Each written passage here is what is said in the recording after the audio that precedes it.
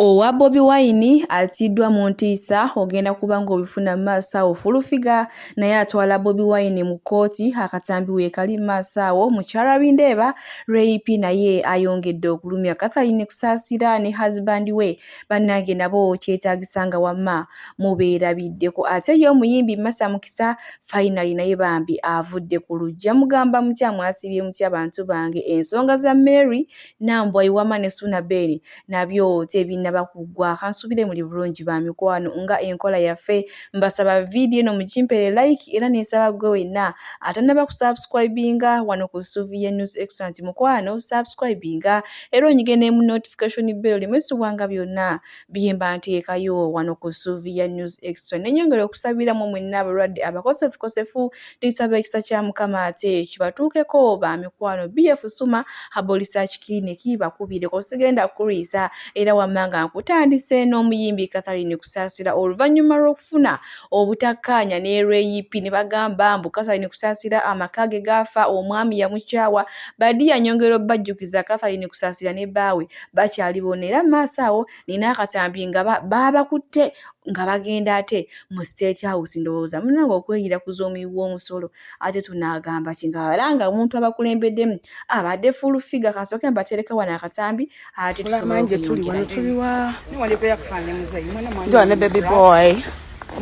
baby boy Tata Junior baby I love you bana Tata Junior tulina ye faba mwina Tata Junior faba kolaki abamulina mama nyabo kataba naku kabanyige mukati wano tuliwa abadi bakamusungu wale munatusonyiwa munabe kurweza mukati wano tuliwa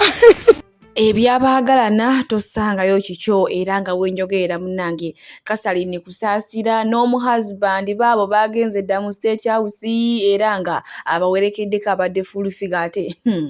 okweriira kuzoomuwi w'omusula tetunaagamba ky'abantu baatokomoka omugambo simanya baayawukana bikinyongero bajjukiza bakyali babiri bati era mu kiseera kyekimu n'emujja wa Catherine Kusaasira mukyala Bindeeba era nga ye yasinga ensumi kandowooza bwe kiba kirungo ku sayidi ya Bindeeba Rape yakyasinze ekirungo munange yavuddeyo ne yeewana mbu ye mukazi asinga ku nsi kuno okunyiira ate maaso wano era ayongedde nakkaatiriza nti newe munayogera mutya newe munaamukuba amagye amavundu ye si mweteefuteefu kuleka Bindeeba ate ye Honorable Ssemujju alina kyagamba wano katini katukirabe ate tweyongereyo baddiya n'agaaleero. To be a president, the constitution says you must be mentally and physically fit. In America, the President Joe Biden was actually asked not to participate in elections on account of his age, 79. When you have an 80-year-old president who keeps making erratic decisions, Mr. Speaker, I want to implore this parliament that we subject our president to, now that he's 80, to periodical mental and physical test, because that's the requirement of the constitution. You can see her, but the constitution says so. Saying this in good faith, because the makers of this constitution had actually put an article that at 75 you can't be a president. I was not in the CA. And the president himself, before he came here, I was a journalist. When we interviewed him, he said at 75, you are tired. Someone who doesn't even remember that there is no governor for the central bank. Bwe tweyongerayo n'omuyimbi Masa Mukisa ono nno munnange wenjogeera yavudde dda ku lujja nga woolabaawo omuhusband yakyadde dda omuhusband omulungi yenna muwanvu mugogoofu akoma eri bannange munnange Masa Mukisa ono bambi olw'enkula ye kankyogere we batyo babadde bajje bamuvuma yeggwe omusajja kyagenda okutwala wenna wakulanga basajja toyina kabina baddiya baswiti ati nyongero bajjukiza omuyimbi Masa Mukisa gwe mbadde muvuma mbu talina kabina yakulanga basajja ebyokuyimba byalema olunaku olwaliro munnange omusajja akyadde ewaabwe naye munnange ennaku zino ebintu binsanyula bambi abakazi beefuubiridde okufumbirwa tebakyali bino simanya kanneeyombekera apaana ate nga kituufu neweegejja etya emmese ebeera ya kapa kale bwe tweyongerayo bannange naalabye bantu bakoowa ba X Banange Prima Kadashi yakoowa Gyostede munange wageze ne wavaayo eyo omusajja yeefuddeko jja ng'atandika abulira Prima Kadashi munange Gyostede munange musonyiwe musaasire simanya biri ebyali bimuwaga kaali kavubuka kati yakula oba osobola omutuuza waagala n'omuyisaamuko ku mbooko ne munange akwetaaga lulinga muli mwenna Gyostede obulamu bwali bulungi ng'atuyimbira n'ennyimba ezikola kye zitusanyula banange Prima Kadashi amuzeemu n'amugamba mbulya nga nammwe ate we mukirabya osisobola kukiyisa kuno kumpe oba nange abantu nga bakoowa gwali eyo osalawo oba tosalawo oliawo bakyakulimbalimba maaso wano nina Nambwayo nga ye mugumu biti agamba oba kyo omwami we agenda kukomawo mu nnyumba basuulemu bonna era bazaale n'abaana abalala banange ennaku zino abawala nga kasita ayingira mbufumbo aba ayingiddeyo ze bannawe okusinziira ku biyitaayita bya Nambwayo ze bufumbo mba nevaayo kusaba Katonda atuise mu mbeera eno bulungi nze intention zange ziri pure najja ewaka kwebaka simanyi lwaki bino byonna bigenda mu maaso era najja nga bwe twatandika n'omwami wange kubeera nga tubeera ewaka ozi tabeera mwami mukulu twatandika n'omukulu kubeera nga tubeerawo naye kyemmanyi buli ntandikwa ebeera n'enkomerero kyenzikiriza nsaba Katonda tuyise mu mbeera eno buli kimu kiggwe bulungi nensaba n'omukulu ebintu bino olaba ye mwami ewaka era yakola decisions ezisingayo waliwo decisions eziteetaaga nakutuuka eno waliwo ebintu ebitasaana kutuuka eno omuntu bw'aba yeemulugunyiza ku kintu n'akikugamba decide awo nze awaka sikolawo decisions ye mwami ewaka ye Ssemaka badde nsaba atuule n'omutima gwe ayinza okubeera nga musunguwavu essaawa eno obusungu bujja kuvaawo obusungu bujja tuuka buveewo naye embeera nga tennatuuka kulumya muntu tennatuuka kukaabya muntu maziga kikoleko amaziga gano ge tuyiwa si malungi bw'ati ate ye munnange Nambwayo akyayina essuubi agamba ssaawa zonna omwami we agenda komawo era agambye munnange Ssuuna Beni nkulinze waka mu nnyumba yaffe gye twazimba ono nno nyongera obategeeza badiya yajja amazeeko mbadde nkyatenda mukyala Bindeeba Ray Cocktail naye maama kuba naye yampangula omwana nga bamukubye amagye amavundu naye omwana tava mbufumbo kati raba ono Nambwayo naye nga bwe tuli bwe tweyongerayo ne baana bawala ennaku zino bannange okulaba DJ Alisha bannange nga mwambala bubi ennaku zino yenna omwana ayambaddeko akawale nga namwe omukeerabirako kyokka ate yalaga ali fine takiwuliramu nsonyi wabula bafaani bali mu kwerolera ebitundu ebyekyama manyi ennaku zino nabagamba emabegako eri sitaani gamba twali tumuwa akadde ng'atukema naye ate ennaku zino sitaani ffe bamweyitira kuba toyinza kuŋŋamba nti oli ku stage bw'oti oli mu kwetiiruula ng'eno ebitundu by'ekyama byonna biri wabweru bannange tulagawa munnange ono ye Prince Omah agummenye munnange Grace Kano omutima gwe agukutuddemu butundutundu papapajjo oluvannyuma lw'okubeera ku interview emu munnange Prince Omah agamba embuuzi oyo omukazi omukadde neesibako buno Grace Kano yatandika okuyimba ne ba Juliana Kanyoomoozi abo ba Irene Namubinu buno omukadde kati ate ye Prince Omah mwana muto mbu yakula awulira Grace Kano ng'ayimba mbu era ye talina budde bwa nnamukadde wabula ye agamba aliwo okukola bintu bimutwala mu maaso takomye okwo n'agamba nti n'omwana ayagala bamutwale ku DNA kubanga ayinza okuba mbu nga nnamukadde Grace Kano amusibako ng'ate bambi osanga nga wa musajja nga weba besingira emyaka banake abasajja balina kuzinolema wetweyongerayo ne Anti Kaduuka munange muyina maaso wano nga yeepikira Kasukubiti amugambye gwe ne wona akola otya nja kufuna nkweteze ebbanga eriwera naye nga tondabawo neebadala naye olunaku lumu nja kukwasa bannange Anti Kaduuka kiki ennyo bw'atakaaba abeera mu kwegwaniza basajja bw'ateegwaniza abasajja abeera mu kukaaba kiki ekyamutuukako muyina mu maaso wannammwe ate kamusooke mwerabireko tweyongereyo nayagala okumwebakako naye ali awo yeekwatakwata gwe Kasuku siri fayini njagala Kasuku nkunoonya kuwaako soka namwe muleke kunteekako diversion za Kasuku oyo Kasuku mukwano gwange temunteekako diversion za Kasuku Anti Kaduuka ye bannange talina musajja ndowooza ku app eno gw'atannaba kwesibako era ndowooza Kasuku munnange message ogiwulidde Anti Kaduuka bulijjo yeetega naye maama tonnaba kumutegulirwa oba olinda kino ekyemanyi Kasuku ono musajja mufumbo so munaye Anti Kaduuka lumba mpola waalifuna oba baalikwate ez'omumba bwe tweyongerayo ne mwana mulenzi ono Toto champion ogudo omanyi bagamba mukisa gwa Mukama gwo tegulina buyinike newoggala oluggi guwaganya ate ne guyitira mu katuli ak'omuddirisa munnange champion ogudo oluvannyuma lw'okumuwa basale ne muganda woono omuto Yanga ate mulowooza teyafunye wa brand ambassador munnange yafunye obwa brand ambassador ewa Mami Gadgets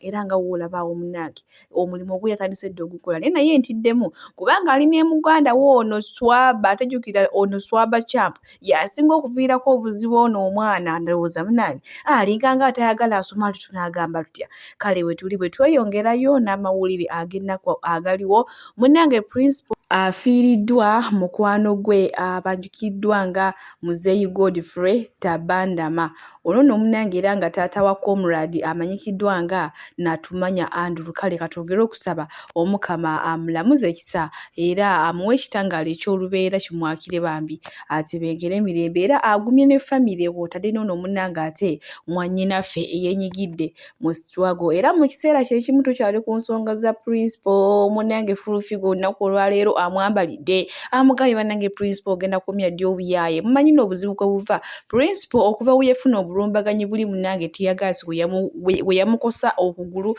ye Fulufiga nakati akyabibuusa era agambye anoonya looya buno obudde omutuufu ate agenda omuyambako ku musango guno ogwa Principal kubanga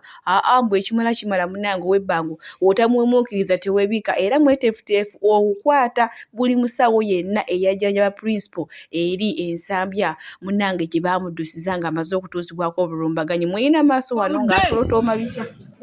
muddemu mwogere toganja kyezinze byongolo libojja omanya okutula n'omukulembeze uganga n'omukonvinsi nga kkirize omanyi kyekitegeeza omanyi kyolibwe kizito wammwe muddeyo ne mukomba eminyira ne mukombera ku bakulembeze eminyira ne mukomba ndi bulibu temutukomberako ndi bulibu mugende mwegatte gwe mulimu gwe musobola temuddamu kumanyira wano bantu ffe twakoowa okusinga mwe omwakoowa baizaffe tuli saddaaka twewaayo dde olwa Museveni I'm a guardian angel ya President Museveni tuli saddaaka okufana mmwe temutawaana tutisatisa muntu mujja tutemutawaana we are ready to die stupid bombo clat we are ready tukimanyi twayingira mu kufa kwa tulina basirusiru tuli mutalo abasirusiru twajja tubamanyi ffe twali mu people power now mindset twali tumanyi tutuze kulwana bya serious twali mu people ne bagasumba ebikazi ebyo bikazi byebweru ebyadi bebiwumbi obusole bimaze ebbanga nga tebyegatta byagenda kuba nanga ba mindset ne babegattako mindset wano wali aveya yegaane byadanga mu kwekwanira bi mindset ne babyebakako byonna ne bikulukuta amasira ne bizimbazimba ebibali mu nnyuma mumanyira abantu lwaki mudda ku ground ne mujjako Museveni mwatuga mwagala kujjako Museveni lwaki mudda Uganda ne mujjako Museveni otugamba go president lwaki okomandinga abaana ne bava eruzira lwaki olagira lagira abasiba bate hantu wagamba go president kati lagira bagane bata Kalagira bagane butter. Hando game go president. Katilagira bagano butter. Sileman. Bombo clat. Mutamwina muntu gwamugenda kutisatisa. Tuba kuchitiwa ntubesonwa ntugamba leave them. Those are idiots. Ate miwulenga je nyimanyira buli muntu mumazeeko emirembe buli muntu mumumazeeko emirembe naye mufumbi muli kuliri paza mumufumbekedde liri paza nze namuleeta Bobby Yanga nze namuleeta bwe ntandika kuwala abantu benata n'abakyali awo nga bajjira kunze kumanyi gange kunze bwe navaayo ne mugamba liri paza agambe bonnabba essimu ya babi iPhone. What is iPhone? Njibbe njitwalewa Nemugamba ensi yonna nange nabba iPhone. Liri pazo kyamukaabye era kano n'amunsasulira. Kyamulumiriza ne kimuluma yatuuka kwagala okujja okula ennota nga talina watandikira. Ne kimulwaza n'omulwaza. Bayibuli egamba nti olulimi lw'omulimba teruliraba mukisa. Mukoze bingi eby'obulimba. Olulimi lw'omulimba teruliraba mukisa. Temusobola kuba na mukisa mu basirusiru mmwe. You were stupid. Temusobola kuba mukisa muna temusobola tekiribeerayo kana tasobola kola nsobi kana takola nsobi takola musabe ntali mu ntebe mu nsobi ate musabe na cyali ku ntebe 2026 ali ku ballot paper muwoza agenda kweta abaka parliament batwale leader of opposition byasamya biringe minyira ebiri mukasi sibirwana bizingamiza constituency bizinganyiza division bibabu bibibi bikulukuta biringa biwundo birimu amasira mumbuli yo mbaka amategera sobola kwimira ku floor ya parliament nayogera mukole ko kutobana muri awo mwenna mulinga ebiyiringu mulina kino kyemiti yana bwe kibuyibwe kiyiwendusu oba kyabakomba mu kabira kambwa chiwe mendusu nezikirebera nejibimwe ne bitambula omutwe gulinga olubengo gulinga kwatekako obutesi bemuvuma sibana babantu mumpaye ebintu bibi atasa mu parliament nebikola okuleko fana nejirike wetagula wekabya no waniko oluba no siba amagulu no siba bisambi no siba ebyoya no siba busolo embala kasono zitugga njagala kwa wabira dwalo lyensambya nonya baloya batufu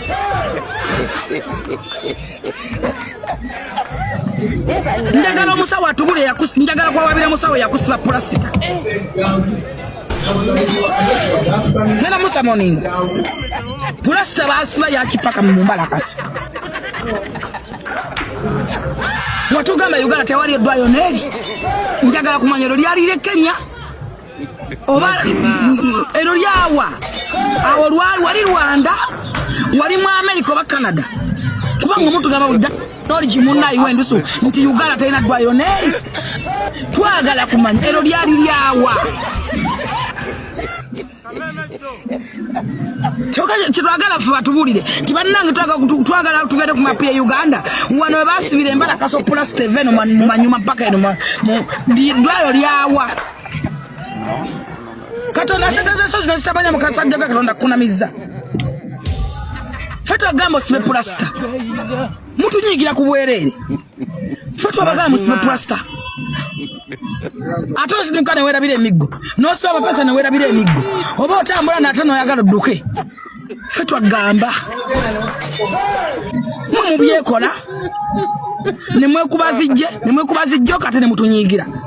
tetukugamba nganako nti owange genda malalyo ge Uganda kuba Uganda teriyo ddwaliro nafe twali tukusuubira era newuunya nnyo basale ennyonyi yammwe basala banyonyi ekutwala natia olabe buswavu katonda aseteze ensozi nezitamanya mwaka owola abantu bekalakase wadde wafuna kasiru gwe bakuwa basasi weyali asuubira tagenda sanga enguudo zonna nga zikwatidde basanga kasiru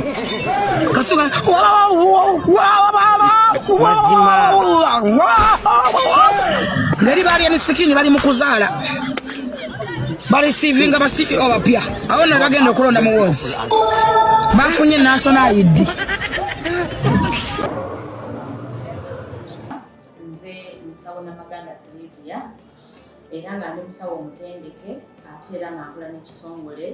kyebayita Bright Future Superior Unique Manufacturers ebirungi kikola eddagala erya habo nga lirya 100% natural. Alina osteoporosis, alina rheumatoid arthritis,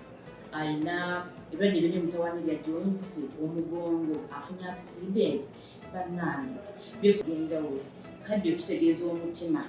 fasitula kitegeeza era olina omuntu takyajjukira ebyafudde oluusi yeerabirayo, alina alzheimer's, memory loss, olina omwana takola bulungi mu kilaasi,